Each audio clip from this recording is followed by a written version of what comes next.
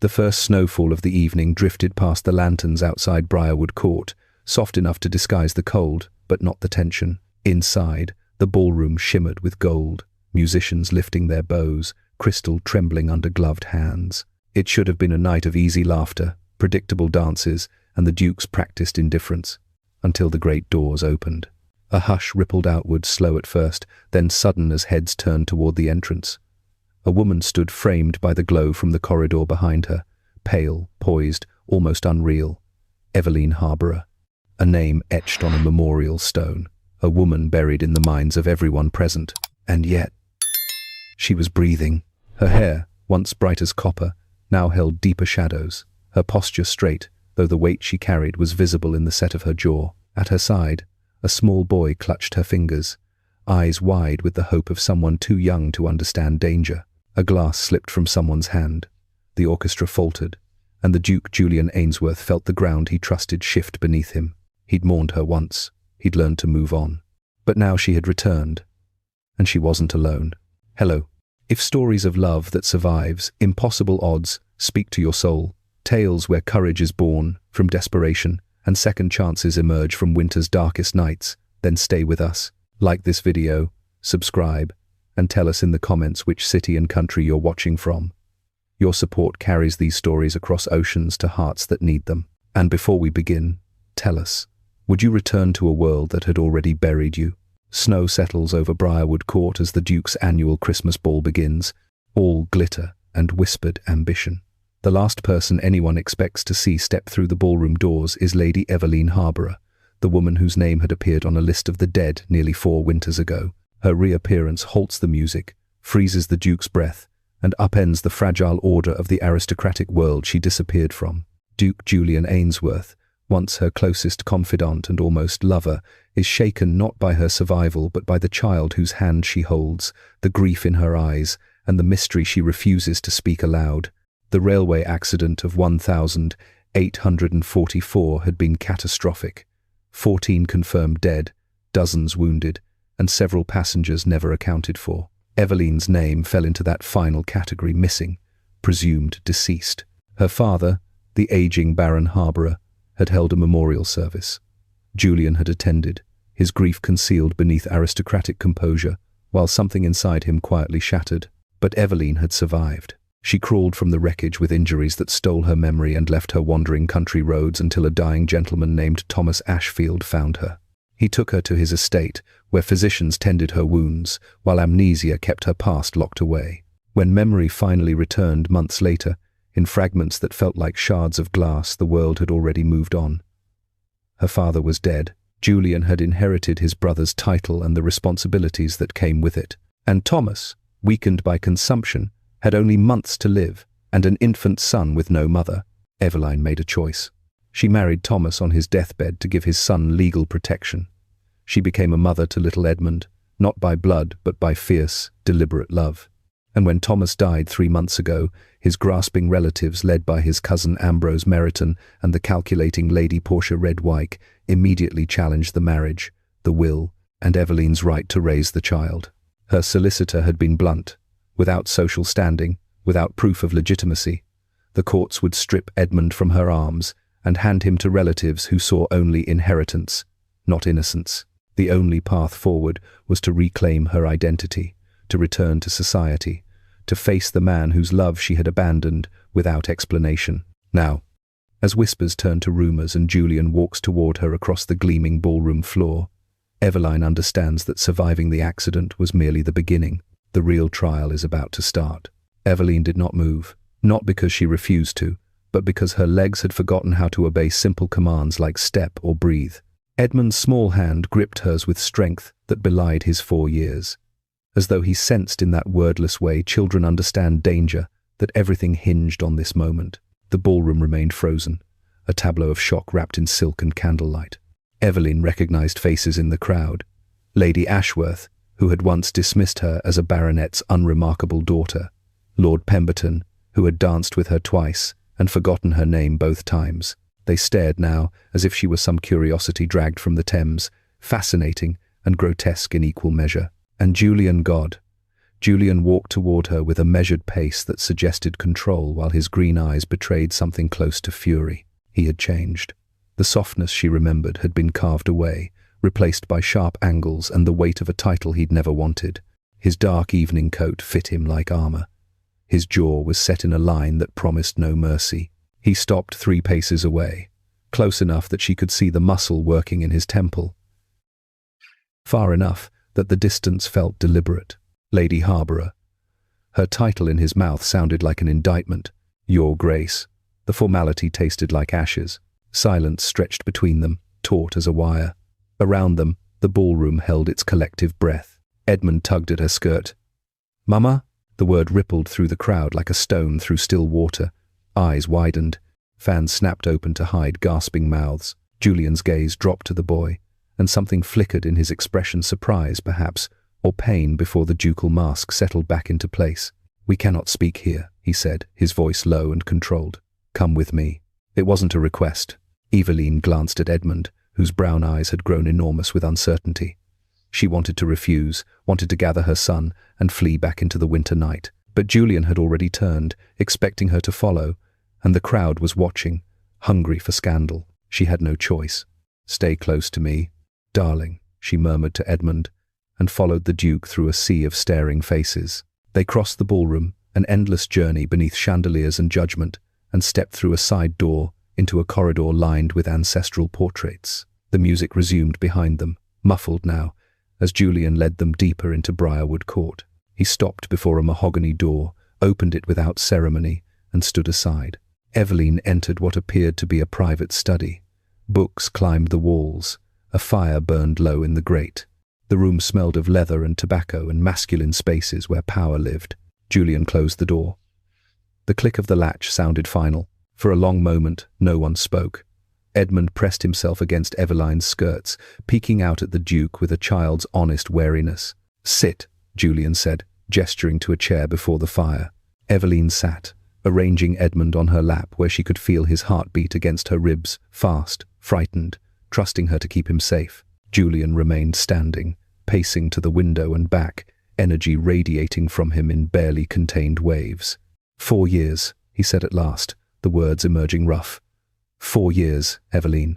Your name was on the list. The memorial service, I stood there and listened to the vicar speak of your virtues while your father wept. He stopped, hands curling into fists. I searched. For months, I searched. Every hospital, every physician, every damned village between here and York. Nothing, not a trace. I know, Eveline whispered. Do you? He turned on her, and the raw pain in his face made her flinch.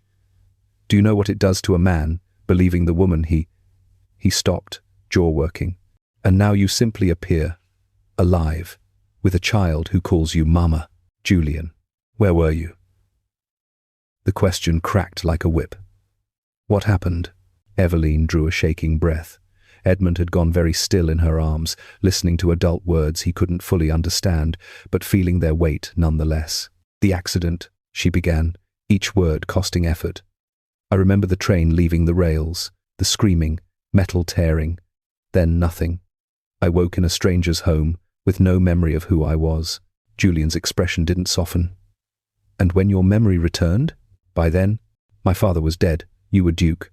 I was legally deceased. She forced herself to meet his gaze. I had married a dying man to protect his son from relatives who wanted him only for his inheritance. The silence that followed felt heavy enough to crush. His name? Julian asked, voice flat. Thomas Ashfield, a gentleman of modest means and generous heart. Her arms tightened around Edmund. He found me on the road, took me in, asked nothing in return. When he realized his illness was fatal, he asked me to marry him so Edmund would have legal protection. And you agreed? Yes. You chose to marry a stranger rather than send word to me. Each word fell like a stone. Rather than let me know you lived. Tears burned behind Eveline's eyes. I thought I believed it would be easier, that you had moved on, that dragging scandal to your door would only hurt you. Easier. Julian laughed, a bitter sound. You thought letting me grieve was easier? I was afraid. The admission burst from her before she could stop it. Afraid of what returning would mean. Afraid of the questions I couldn't answer. afraid of being the source of your ruin instead of—" She stopped, unable to finish. "Instead of what?" he pressed, moving closer. "Instead of the woman you once loved," she whispered. The words hung between them, raw and bleeding. Julian stared at her for a long moment. Then he turned away, bracing his hands on the mantelpiece as though he needed its support to remain upright. "Why are you here?" he asked finally, his back still to her. "The truth, Eveline." She stroked Edmund's hair with trembling fingers. "Thomas's relatives are challenging my guardianship. They claim the marriage was invalid, that I manipulated a dying man. They want his inheritance. My solicitor says without social standing, without proof of my identity and legitimacy, the courts will grant them custody. So you need me." He didn't turn around. "You need the Duke of Ainsworth to validate your existence." The assessment was accurate and devastatingly cold. "Yes," she said, because there was no point in lying. Julian was quiet for a long time. The fire crackled. Edmund's breathing had slowed, exhaustion pulling at him, despite the tension in the room. "Very well," Julian said at last, his voice empty of emotion. "You and the boy will stay here at Briarwood Court. Tomorrow we'll address the legal matters." He finally turned to face her, and the blankness in his expression was somehow worse than anger. "But understand this, Eveline. I'm doing this for the child, not for you." The words hit like a physical blow, but Eveline forced herself to nod. "I understand." "Do you?" He moved toward the door. 4 years of grief, Eveline. 4 years of believing you dead. I don't know if that's something I can forgive." He left without waiting for a response, the door closing behind him with quiet finality. Eveline sat in the sudden silence, holding Edmund as he finally surrendered to sleep. Tears slipped down her cheeks, silent, useless things that changed nothing. She had survived the train wreck. She had survived amnesia and loss. She had survived Thomas's death and his relatives' cruelty. But sitting in Julian's study, feeling the weight of his absence like a wound, Eveline wondered if she would survive this, the look in his eyes when he'd said, "I don't know if that's something I can forgive." Outside, the Christmas ball continued. Music drifted faintly through the walls, elegant and distant. But here, in this room that smelled of Julian's cologne and broken promises, Eveline held a sleeping child and mourned for the second time the man she had loved. The first time, she had believed him lost to her by circumstance. This time, she had lost him by choice. And that, she was learning, hurt infinitely more. The Court of Chancery smelled of old wood and older prejudices, its high windows letting in pale winter light that did nothing to warm the stone walls. Eveline sat beside Julian's solicitor, Mr. Blackwood, with Edmund pressed against her side, his small hand clutching hers with desperate strength. Across the aisle, Ambrose Meryton and Lady Portia Redwyke sat in elegant judgment, their faces masks of false concern. The magistrate, Lord Justice Pemberton, was a grey man with grey eyes, who looked at Eveline as though she was something distasteful he'd found on his boot. "This court convenes to determine the matter of guardianship for the minor Edmund Ashfield," he intoned. "Lady Harborough, you stand accused of fraudulently obtaining guardianship through a marriage of convenience to a dying man. How do you answer?" "Not guilty, my lord," Eveline said, forcing her voice steady. "I married Thomas Ashfield to honour his dying wish that his son have a mother." Lady Portia's solicitor, a sharp-faced man named Grimsby, rose with theatrical slowness. "My lord, if I may, Lady Harborough's own history calls her credibility into question. She disappeared for 4 years, presumed dead, during which time she conveniently lost all memory of her identity. How fortunate that her memory returned only after securing marriage to a man of property." "I suffered genuine amnesia from injuries sustained in a railway accident," Eveline replied, heat rising in her cheeks. "The physicians who treated me can attest." "Can they?" Grimsby interrupted smoothly. "Or will we hear testimony from physicians long dead, convenient graves, absolving convenient lies?" He turned to the magistrate. "My lord, we have witnesses who will testify that before her disappearance, Lady Harborough was fleeing an arranged marriage to Lord Carrington, a legal betrothal she abandoned out of willful disobedience." The courtroom erupted in whispers. Eveline felt the walls closing in, felt every eye dissecting her like something pinned to a board. Edmund whimpered, sensing her distress, and she gathered him closer. Julian stood abruptly. "My lord, if I may address the court."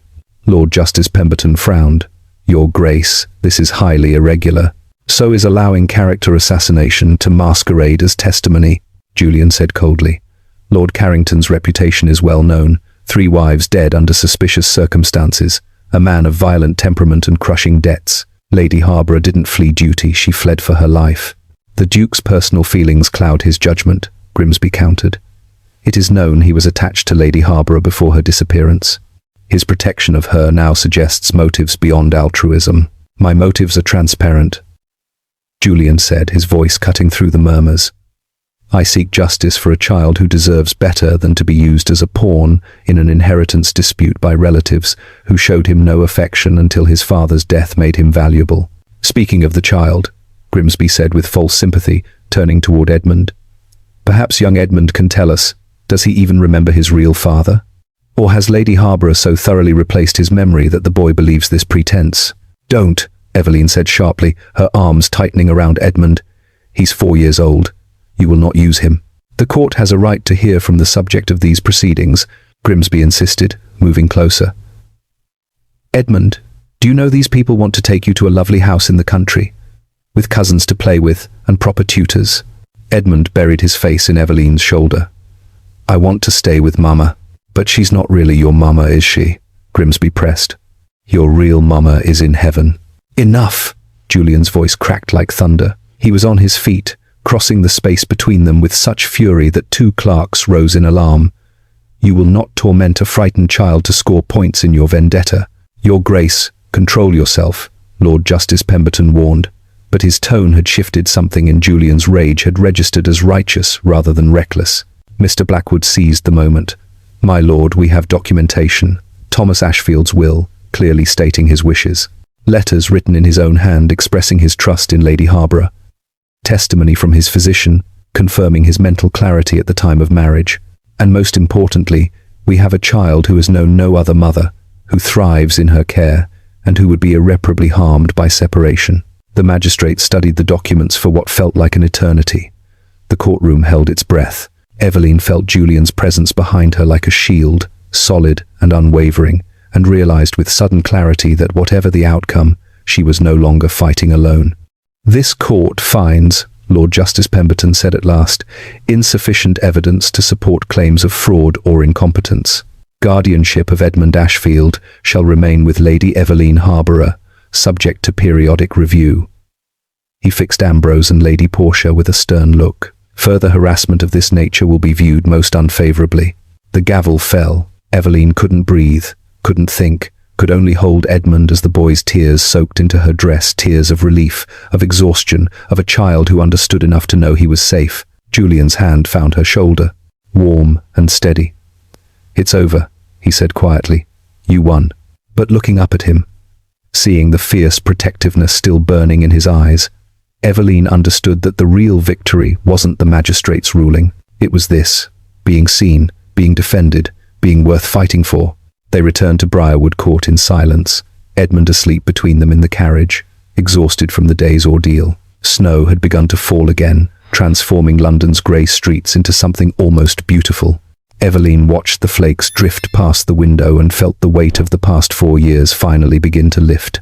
Julian had fought for her, not out of duty or pity, but with the kind of fury that came from something deeper, something she was terrified to name in case she was wrong. When they arrived, Julian carried Edmund upstairs while Eveline followed, and together they settled the boy into bed.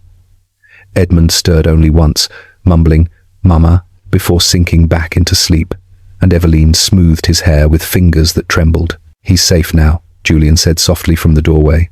Because of you. She turned to face him, tears threatening.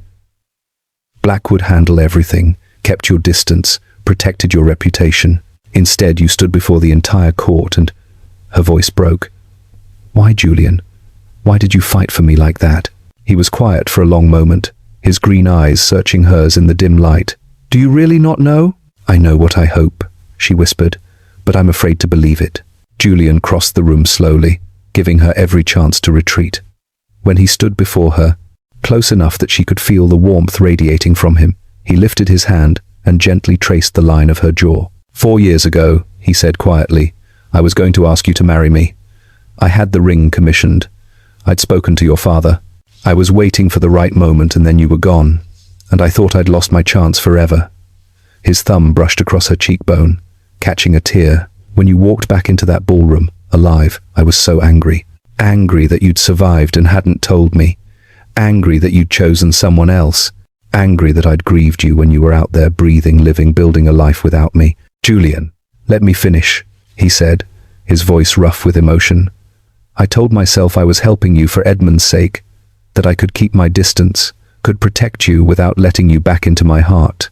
But watching Grimsby try to destroy you today, hearing them question your honor, seeing Edmund's fear, he stopped, jaw tightening. I realized I never stopped loving you, Eveline, not for a single day. Not when I thought you were dead, not when I learned you'd married another man, not even when I was furious with you for staying away. Eveline's breath caught in her throat. You still love me? I never stopped, he said simply. I don't know if I can. She reached up, her hand covering his where it rested against her face. I loved Thomas, she said, needing him to understand.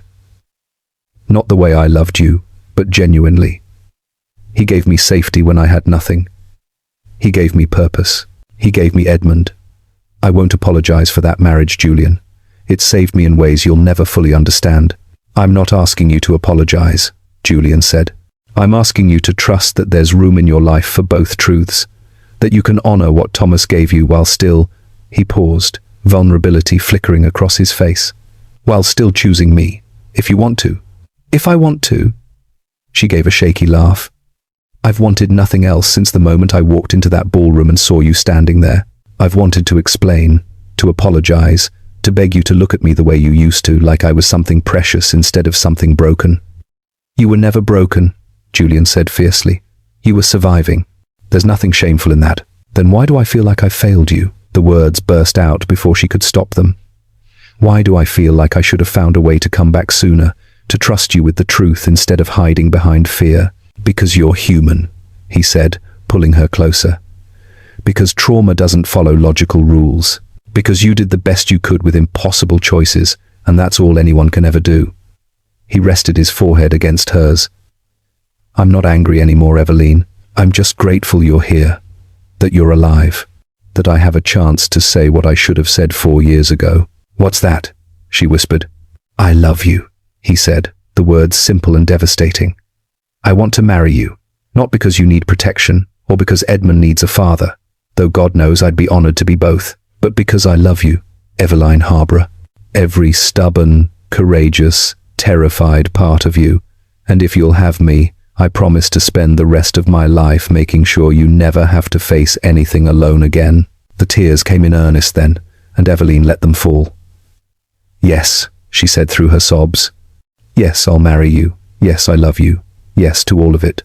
Julian kissed her then, soft and reverent, like a man who'd been granted a second chance at something sacred. And in the quiet room where Edmund slept, safe and loved, Eveline finally allowed herself to believe in futures built from honesty instead of fear.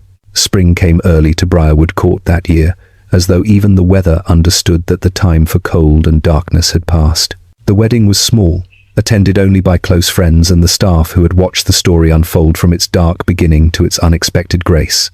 Edmund served as ring-bearer with solemn pride, and when the vicar pronounced them husband and wife, the boy cheered loud enough to make the congregation laugh. But it was the moment after, when Julian knelt to Edmund's level and said, I promise to take care of both of you, always, that made Eveline understand the true weight of what they'd built. Not just a marriage, but a family chosen, fought for, and fiercely protected. They honeymooned quietly at Briarwood Court, spending days walking the grounds with Edmund racing ahead and evenings by the fire planning futures that no longer felt fragile. Julian began the process of formally adopting Edmund, ensuring that no Meryton or Redwyke could ever again threaten the boy's security. Eveline worked with solicitors to establish a trust in Edmund's name, built from what remained of Thomas's estate and augmented by Julian's own resources. He'll never want for anything, Julian said one evening reviewing the documents. He already doesn't, Eveline replied, watching Edmund build castles from wooden blocks. He has what Thomas wanted most for him, love. Julian set the papers aside and pulled her into his arms. As do you. As do I, she agreed, and felt the truth of it settle into her bones. The world, predictably, had opinions. Some of society whispered about the scandal of it all, a duke marrying a woman who'd returned from the dead with a ready-made family. Others found it romantic, proof that true love could survive anything, even grief and time and impossible choices. Eveline learned to ignore both camps, focusing instead on the life they were building day by small day. Edmund thrived. He called Julian Papa within 3 months and asked innocent questions about having a brother or sister that made Eveline blush and Julian laugh. They hired tutors who understood that a child who'd lost one father deserved gentleness as well as education. They made Briarwood Court into a home rather than a showpiece. And on the anniversary of the night Eveline had walked back through those ballroom doors, Julian commissioned a portrait of the 3 of them, Eveline in blue silk, Edmund between them with his hand in hers, and Julian standing with his hand on her shoulder. No titles included, just their names and the date. "So we never forget," he said when it was hung in the gallery. "How far we've come." Eveline studied the painting, this family they'd assembled from wreckage and will. "Do you have regrets?" she asked quietly. "About taking us on? About the scandal?" Julian turned her to face him, his hands gentle on her arms. "My only regret is the time we lost. Everything else, the gossip, the legal battles, the uncertainty. I'd do it all again without hesitation if it meant ending up here, with you, with Edmund, with this life we've made. Even when Edmund puts frogs in your boots? Even then," he said solemnly, though his eyes danced. "Though I reserve the right to retaliate with strategic tickling." She laughed, and the sound felt like freedom light and unguarded and completely genuine. 4 years ago, she'd thought joy was something she'd forfeited when she climbed aboard that doomed train. She'd believed survival meant settling for less, for safety without love, for protection without passion. But standing in Briarwood Court with Julian's arms around her and Edmund's laughter echoing through the halls, Eveline understood that she'd been wrong. Survival wasn't about settling. It was about fighting for the life you deserved, even when the world insisted you should accept less. It was about trusting that some people would fight alongside you, not because they had to, but because they chose to. "Thank you," she whispered against Julian's chest. "For what?" "For not giving up on me. For fighting when I couldn't. For loving me, even when I made it difficult." He kissed the top of her head. "Loving you has never been difficult, Eveline. Letting you go was the only hard part, and I'll never have to do that again." Edmund crashed into them then, demanding they come see the robin's nest he'd found in the garden, and they let him tug them toward the door. Outside, the grounds of Briarwood Court stretched green and gold in the early summer sun, and somewhere in the distance, the future waited, uncertain perhaps, but no longer frightening. Because Eveline had learned the most important truth of all. She was no longer alone. She had Edmund, brave and bright and completely hers. She had Julian, who'd proven that some kinds of love were patient enough to wait through death itself. And she had herself, the woman who'd survived a train wreck, amnesia, loss, and legal battles, and emerged not broken but forged into something stronger. The dead woman who'd walked into that Christmas ball was truly gone now. In her place stood someone new. Eveline Ainsworth, Duchess of Briarwood Court, mother to Edmund, wife to Julian, and most importantly, a woman who'd chosen her own fate and won. The future, for the first time in 4 long years, looked absolutely beautiful.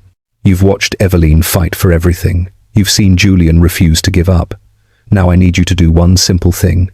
Subscribe. If this story moved you and you don't subscribe, you're telling me it wasn't worth your time. Prove me wrong. Hit that button. Comment, "Worth it," if you stayed until the end. That's all I'm asking. Don't be the person who watches for free and gives nothing back. Thank you for journeying with us through Eveline and Julian's story, from the moment she stepped back from the dead into that Christmas ballroom, through every revelation and battle to this hard-won peace. Their story reminds us that love isn't always easy, but it's always worth fighting for. Thank you for caring about these characters as much as we do. And remember, your subscription, your like, your comment, they're not just numbers. They're what keeps these stories alive. We'll see you in the next one. Thank you.